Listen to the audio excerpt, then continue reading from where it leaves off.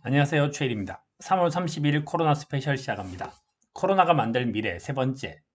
이번에 터지는 것은 가계부채가 될 것이다에 대한 예측을 한번 해보도록 하겠습니다.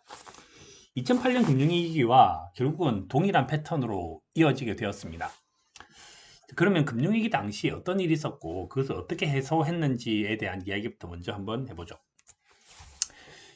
금융위기가 실물위기로 파급되었던 2008년도 이유는 그렇습니다. 대출이 급증을 했고 물가가 올라서기 시작을 하니까 FRB가 금리를 올렸죠. 금리 1%에서 5%가 넘게 올렸습니다. 금리가 올라가기 시작했더니 가계에서 연체율이 올라가기 시작했고 금융회사들은 압류를 하기 시작했죠. 그리고 부동산 가격은 당연히 금리가 올라가기 시작을 했더니 건설회사들이 부채 비율이 높았으니까 주택경기는 침체했습니다. 그래서 주택을 기반으로 했던 MBS, 그 다음에 CDO 가치들이 떨어지기 시작을 했고, 그러면서 IB들은 신용 익스포저를 줄였고, 헤지펀드들의 위험 커지기 시작했죠. 그리고 자본이 부실화되기 시작하면서 헤지펀드부터 시작해서 하나씩, 둘씩 이제 파산을 하거나 준파산 상태로 가기 시작을 했습니다. 그리고 그것이 결국 금융회사의 신용경색과 유동성 위기를 만들어냈고, 위험자산들의 가치는 하락을 했죠. 자산 가격이 하락하면서 생산과 소비, 투자가 위축되기 시작하면서 실물 경제가 침체하기 시작을 했습니다. 결국은 금융위기가 실물 위기로 번진 거죠. 지난 컨텐츠에서 한번 얘기를 한 적이 있지만 전 세계 GDP 규모에 비해서 주식, 채권의 유가증권 시장이 훨씬 더 크고 파생상품 시장도 훨씬 더 크죠. 이 숫자는 이제 80조 달러 정도 됩니다, 지금. 그래서 이제 이렇게 금융시장이 더 크니까 금융시장이 실물시장을 움직이는 웹도독 현상이 일어나서 금융위기가 실물위기로 전이되게 되게 된 거죠. 자, 근데 이번은 실물에서부터 출발을 했지만 결국은 이 실물위기가 다시 금융권으로 와서 다시 금융위기가 다시 실물위기로 만든다라는 위험에 대한 얘기도 되게 많이 합니다. 자, 아무튼 현재 이렇게 만들어진 모든 문제의 근원에는 뭐가 있는가 하면 금융시장을 움직였다는 근원에는 결국은 부채가 있습니다. 부채. 모든 사람들은 빨리 부자가 되고 싶죠. 부자가 되는 가속 장치를 부채라고 얘기합니다. 혹은 아이디어는 있지만 돈이 없는 사람에게 채권 발행이라고 하는 것은 그 가계 대출, 뭐 대출이라고 하는 것은 아주 유용한 수단이죠. 자, 그런데 가계는 주식을 발행하진 않아요. 그래서 뭐 최일이라고 하는 주식이 상장돼 있지는 않죠. 그런데 기업은 주식도 만들어내고 채권도 만들어냅니다. 정부도 주식이 없죠. 근데 금융회사는 주식과 채권이 있어서 기업들만 주식 발행, 채권 발행이라고 하는 것을 합니다. 가계는 가계 대출을 하고 기업은 기업 대출이라든지 회사채 발행을 하고 국가는 국채 발행을 하고 금융회사는 은행채 발행 같은 것들을 하죠. 자, 그러면 서브프라임 때는 결국 무슨 부채가 터졌냐면 금융회사들의 부채가 터졌기 때문에 문제가 터진 거죠. 그래서 이 서브프라임 이후에 금융회사들이 갖고 있는 부채가 워낙 압도적으로 규모가 크다 보니까 이쪽 규모가 크다 보니까 결국 그것이 실물 시장을 침체하기 시작을 했어요. 그럼 정부는 도대체 2008년 금융위기를 어떻게 해소를 했는지에 대한 그림을 한번 보도록 하겠습니다. 자, 첫 번째는 금융회사를 살렸죠.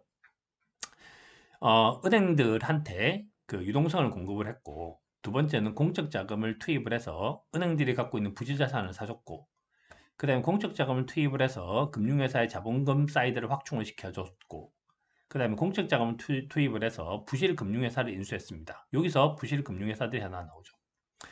그 다음에 또 뭘 했는가 하면 재정정책을 써서 어마어마하게 막대한 돈을 풀었어요. 정부의 개입이 정당한가? 정부의 개입이 정당하지 않아도 안 하면 안 된다. 그래서 현재 일어나는 것과 거의 유사한 패턴의 재정정책이 일어나고 있습니다. 세 번째는 통화정책을 쓴 거죠. 그래서 돈을 풀고 금리를 떨어뜨려서 주식이라든지 주가를 올리고 부동산을 올려서 기업 가치, 개인 부를 늘려서 투자를 늘리고 경제를 성장하게 만드는 이런 그림들을 쓰고 단기금리, 장기금리, MBS까지 다 해서 금리를 떨어뜨리는 일을 하고 있죠. 그 다음에 이번에는 이제 돈도 풀었기 때문에 이제 QE를 한 거죠. QE, 퀀터티브 이징이라고 한 걸 한 거고 이건 예전에 만든 자료인데 결국은 이제 그 양적 완화를 하게 되면 대출이 늘고 금리가 떨어지고 위험 자산을 사고 달러가 약세가 되기 시작하면서 전 세계적으로 돈들을 뿌려지면서 생산, 소비, 수출이 일어나서 결국은 경기가 회복되고 물가가 안정화되는 이런 그림을 그린 거죠. 자, 여기까지는 우리가 이제 지금까지 했던 얘기들하고 거의 유사해요. 자, 그런데 지금 현재 문제가 되는 거는 이쪽에서 부실이 되고 있다. 그래서 부실이 되고 있다라고 얘기를 했죠. 자, 그래서 부실된 자산이 일어나니까 결국 뭘 했는가 하면 정부는 이게 뭔가 하면 트러블 애셋 릴리프 프로그램이라고 하는 것들을 하게 돼요. 이게 뭔가 하면 미국이 금융위기를 극복하기 위해서 미국 재무부가 2018년 10월 달에 한 건데 부실 자산을 인수를 하는 프로그램이죠. 부실 자산을 구제하는 프로그램이죠. 그래서 부실화된 금융회사도 사주고 그 당시 기업들이 부도나서 미국 자동차 업계에도 돈을 갖다 지원해주는 그런 일들을 하게 돼요. 구제금융을 하게 돼서 이번에도 똑같은 얘기를 하고 되는데 TALF, TARP라고 해서 부실자산 인수하는 프로그램을 만들어낸 겁니다. 자, 그래서 여기서 굉장히 큰 기회가 하나가 만들어지게 됐습니다. 어떻게 했는가 하면 그 당시 지금은 이제 그 문은신이 하고 있는 것이 당시에는 가이트너라는 사람이었는데 가이트너가 2009년도에 이런 프로그램 돌렸죠. 자, 민간 투자자가 있는데 600억 달러를 냅니다. 그러면 이제 또 공공 민간 투자 프로그램을 해서 또 600억 달러를 또 이제 사실상 대출해줘요. 그리고 미국 연방예금보험공사에서 또 이 전체 펀드에 대한 자금들을 또 6배를 대출해주죠. 그리고 실제로 차는데 금융회사가 갖고 있는 부실자산, 그 다음에 자동차회사가 갖고 있는 부실자산에 1조 달러 정도 되는 장부 가치가 있다고 생각하면 경매를 통해서 어마어마하게 싼 가격에 삽니다. 그러니까 내 돈 600억 가지고 8,400억 정도쯤으로 할인된 가격을 사는데 600억으로 사실은 1조 달러를 사는 거죠. 이게 규모로 따지자면 뭐가 있는가 하면 엄청난 사건이었는데 내 돈의 14배에 이르는 자산을 투자하는 겁니다. 자, 그러면 이 부실 자산에서 수익이 10%만 나도 실제로 투자금 대비해서 어마어마한 돈을 벌 수 있죠. 그래서 굉장히 많은 사람들이 그 당시 땡큐 이런 얘기를 했었어요. 그래서 그때만 하더라도 뭐가 문제가 되는가 하면 기업이 부도가 났죠. 기업이 부도가 났는데 이번은 어떤 상황이냐면 기업이 부채가 없다 그랬지 않습니까? 제가. 자, 그래서 이번에는 어떻게 되는가 하면 가게는 부실자산이 있지만 기업은 부실자산이 거의 사라져 버렸어요. 그 다음에 정부도 부실자산이 없었고 금융회사가 부실자산이 있었거든요. 근데 이게 2009년도 상황인데 현재는 어떤 상황인가 하면 여전히 가계 부채는 있습니다. 근데 기업들의 부채는 굉장히 낮은 상황이고 정부 부채는 다소 높은데 결국은 만들어낼 거고 금융회사의 부채가 거의 없어요. 결국은 이번 버블이 터졌을 때 누가 사고 칠 확률이 제일 높냐라고 하면 기업이 사고 칠 확률보다 은행이 사고 칠 확률보다 가계가 사고 칠 확률이 굉장히 높다는 겁니다. 그러면 가계는 도대체 무슨 자산을 갖고 있을까?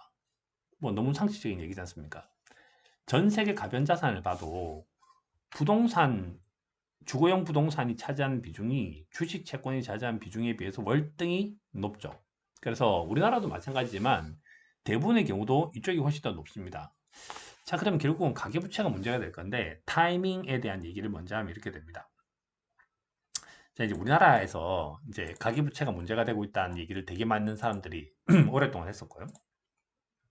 오랫동안. 그 중에서 이제 자료를 한번 보여드릴게요. 이 코스에 들어가서 여기 보면 자금순환에 보면 뭐가 있냐면 금융자산, 금융부채가 있습니다. 그래서 금융자산이 있어서 쭉 뭐 이제 금, 현금, 뭐 그다음에 이제 주식, 채권 이런 상품들이 쭉 있고 얘를 뭐라 그러지 계층별로 볼 수가 있어요. 그러니까 금융회사는 얼마를 갖고 있도 볼 수 있고 가계와 비영리 단체를 합해서 얼마를 쓸 수 있다는 걸 볼 수 있죠. 자료가 이제 2008년도부터 있는데 그 자료를 한번 검색을 해보면 자료가 이렇게 만들어집니다. 자, 이제 2008년도부터 시작해서 보면 이렇게 되죠. 2008년도 4사분기에는 가계와 비영리 단체가 가지고 있는 제 가계 부채가 850조 정도쯤 됐어요. 850조 정도쯤 됐는데 현재 그 자산이 얼마로 늘었냐 하면 언제 늘었냐 하면 1800조로 늘었죠. 1800조로 늘었는데 부채만 는 게 아니라 자산도 늘었습니다. 자산도 1695조에서 3800조로 늘었죠.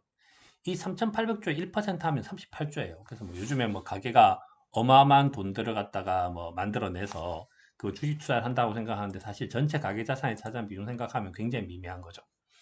자, anyway, 여기서 이제 중요한 부분들을 우리가 생각할 때 이 자산들을 보는 건데 2008년도는 자산은 1700조고 부채가 800조였으니까 순자산이 830조였습니다. 근데 지금은 3800조, 1800조 하니까 순자산이 2040조 정도쯤 되죠. 그래서 현재는 금융자산이 어마어마하게 많이 늘었어요. 문제가 되는 건 또 이제 비중일 수도 있는데 비중을 보시면 이 오른쪽 축이 비중인데 비중이 낮았을 때가 보면 50% 약간 안 됐죠. 그럼 현재도 50% 밑으로 떨어지고 있습니다. 제일 좋았던 무렵은 이런 무렵이겠죠. 그런데 지금 현재는 가계금융부채가 커져가고 있으니까 순금융자산에 차지한 비중도 사실은 약간 줄어가고 있어요. 자, 그러면 이 숫자가 현재 2020년인데 2019년 3, 4분기까지 자료가 나왔거든요. 자, 그러면 얘가 이렇게 떨어질 수 있겠죠. 밑으로. 떨어지기 시작해서 다시 50m로 떨어진다면, 결국 무슨 일이 생길 건가 하면 누군가가 이제 사라지겠죠. 누가 사라질 건가 하면 그 고자산, 고소득자가 사라지는 것이 아니겠죠. 저자산, 저소득자가 사라지겠죠. 이 참 슬픈 이야기이긴 하지만 기업이 부도났을 때도 방만했던 기업이 부도나는 것처럼 이번에는 방만한 가게들이 부도날 확률이 훨씬 더 높습니다. 최근에 이제 신문에서 그런 말을 되게 많이 했죠. 뭐 영끌에서 샀다 뭐 이런 얘기들을 많이 하고 있죠. 그래서 영끌에서 샀던 사람들이 이제 버티기 시작할 겁니다. 지금부터 버티기 시작할 거고 최선을 다해서 막아보려고 하겠죠. 그런데 이번에는 이제 자영업자들이 훨씬 더 많은 피해를 되게 많이 입었고, 특히 지방에 있는 사람들이 많이 피해를 입었는데, 그러면 거기서부터 약한 고리가 사라질 확률이 좀 높습니다. 그래서 지금 당장은 아니지만, 앞으로 1년 내지 2년 정도 된다고 생각을 한다면, 부동산 시장, 그 다음에 경매 시장에서 엄청난 기회들이 한번 만들어질 수도 있고, 실제로 TARP를 통해서 굉장히 큰 수익을 서브프라임 이후에 낸 사람도 있었는데, 그런 확률이 좀 생기지 않았나 이런 생각이 듭니다. 참 이게 기쁜 뉴스, 참 슬픈 뉴스이기도 한데 이번에는 약한 가게에서 일어나는 가계부채들이 나름대로 또 이제 그 세상을 한번 뒤집고 한번 부자가 가난한 자가 되고 가난한 자가 부자가 될 수 있는 그런 기회를 또 한번 열어주지도 않을까 이런 생각이 듭니다. 자, 오늘은 이제 여기까지 하고 다음번에도 코로나와 관련해서 어떤 이슈를 한번 다뤄볼지 고민을 해보고 계속 다뤄보도록 하겠습니다. 이번은 여전히 계속되지만 실제로 세상에 큰 변화가 생깁니다. 변화가 생겼을 때는 잘 대응하는 것이 가장 중요합니다. 열심히 생각하고 열심히 고민하는 투자는 결국은 생각 비즈니스입니다. 자, 그 이번 한 주도 즐거운 시간, 행복한 시간, 그다음에 편안한 시간 되시기 바랍니다. 감사합니다.